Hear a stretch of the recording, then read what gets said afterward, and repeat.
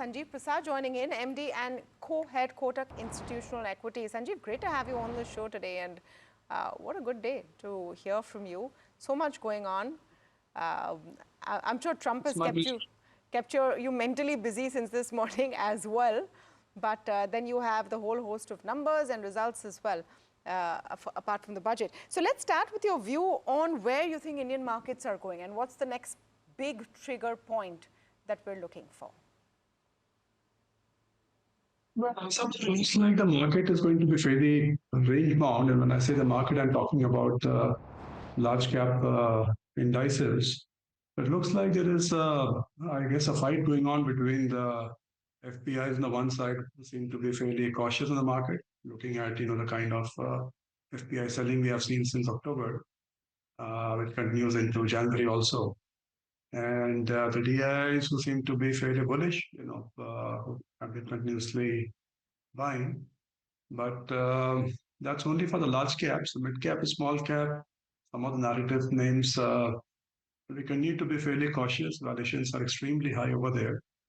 And I would assume over time, as and when the fundamentals start to assert themselves on these names, it would see a fairly steep correction in some of the stocks in the mid cap, small cap, and what I call the narrative space.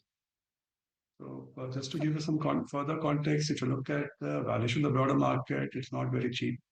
Most of the large cap names in consumer outsourcing investment names on the higher side. If you compare the valuations with, let's say, the pre-pandemic levels, in most cases, valuations are definitely higher. And more important, valuation higher at a time when you're seeing cyclical slowdown in most part of the economy, barring the investment part. And also a lot of structural challenges which have started to emerge in many sectors, disruption risk, and so on and so forth. So I don't know whether the argument for higher multiples really hold in that case. And if you look at the mid-cap, small-cap narrative names, I just struggle to, relate their valuation with the fundamentals of many of the stocks which have got rated sharply over the last 1.5, 2 years. I think there could be a lot more correction over there. Okay, so a couple of things that I want to sort of follow up on, Sanjeev. One is that you said DIIs are buying in good quantity, and that's true. Still not able to sort of negate the quantum of selling from foreign investors. Are you saying that DIIs are largely looking at large caps? Are you largely looking at large caps and avoiding the broader space? And if it's large caps that is interesting you, what within it? Been buying. If you look at the last, the month of January, more than $5 billion purchases. Time when FPIs have sold almost $4 billion. Now, of course, the DIIs are getting a lot of money from the retail investors who continue to pour money into domestic equity mutual funds. If you look at the month of December alone, you saw about roughly 420 billion rupees of money going into domestic equity mutual funds, and that's been a trend. And last year, you had somewhere about almost 4 trillion rupees of equity flows into equity mutual funds. So I guess the DIIs have no option but to deploy the money. In a way, they become forced buyers in the market. They're getting inflows. What option do they have but to deploy? And you have retail investors who seem to be pretty price agnostic for now. I guess based on their experience with the last 3-4 years, which has been pretty good. We have seen pretty decent returns in the market for the last 3-4 years. Barring the last 6-9 months, we have seen significant correction in the parts of the market. Even though the broad indices haven't come down that much, many stocks and sectors have come up pretty sharply. So I don't know whether that is sufficient to change the mood of the retail investors, but for now they continue to be, I guess, still optimistic in the market, looking at the amount of money they are putting into domestic equity mutual funds, and on the back of that, the DIIs continue to buy. Sanjeev, I was looking at the Nifty 500 stocks, and among them, well over 350 odd numbers have corrected by as much as 25-30% from their tops. A lot of them have, of course, corrected even more. But, considering you're still suggesting that even this point in time, broader markets in general still look expensive, what are those areas which potentially still have some headway to correct from here on in the broader markets? Or are they, or is this a little bit more stock specific in this case? Say beyond the financial space, pretty much everything is looking on the higher side. I mean, you look at the multiples of any of the large cap consumption names. So, in general, they are similar or higher to the pre-pandemic levels. A very simple fact is that before the pandemic, let's say 517, 18, 19, the volume growth of these companies was much higher. The profitability of these companies was, pretty decent. Now you roll forward to currently, you are pretty, tepid volume growth for most parts of the consumption space. Low single digits, most of the statement names, and in fact, a decline in the paint volumes, etc. And more importantly, if you look at the structural issues which are emerging across the consumption space, and you're starting to see more competition within every category of the broader consumption space.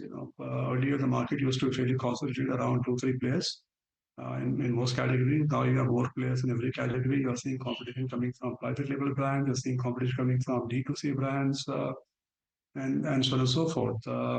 So in the context of the fact that the incremental volumes would probably get split across more number of players now, and the profitability, which has in general been on the higher side, should logically come down given more competition. I just struggle to understand how we are giving higher multiples for the same sectors or stocks. And this is pretty much across the board.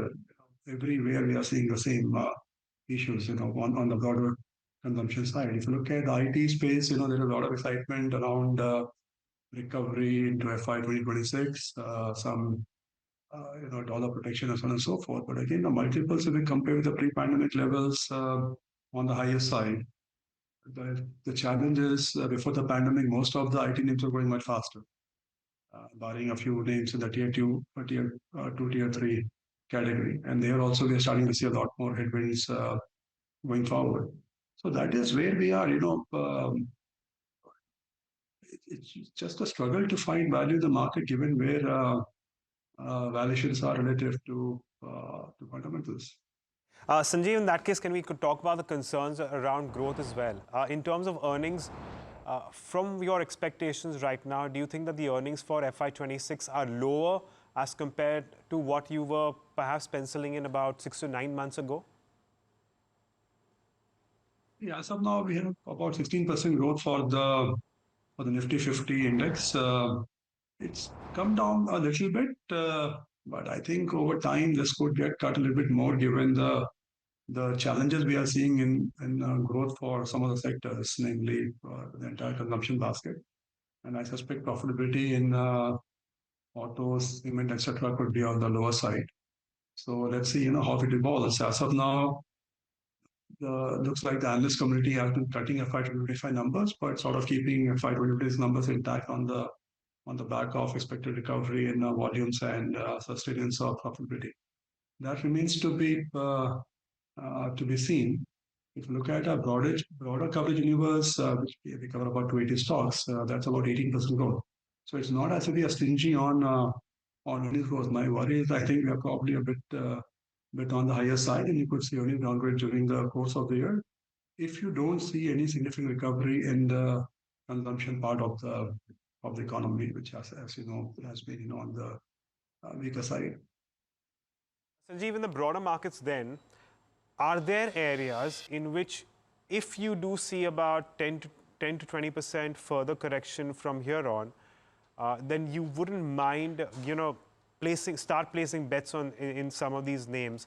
Based on that, what are the themes that you are watching out for at the moment where you've already seen a good amount of correction and, well, even if when you suggest that your valuations are not conducive just yet, they could get with a little bit more of a correction?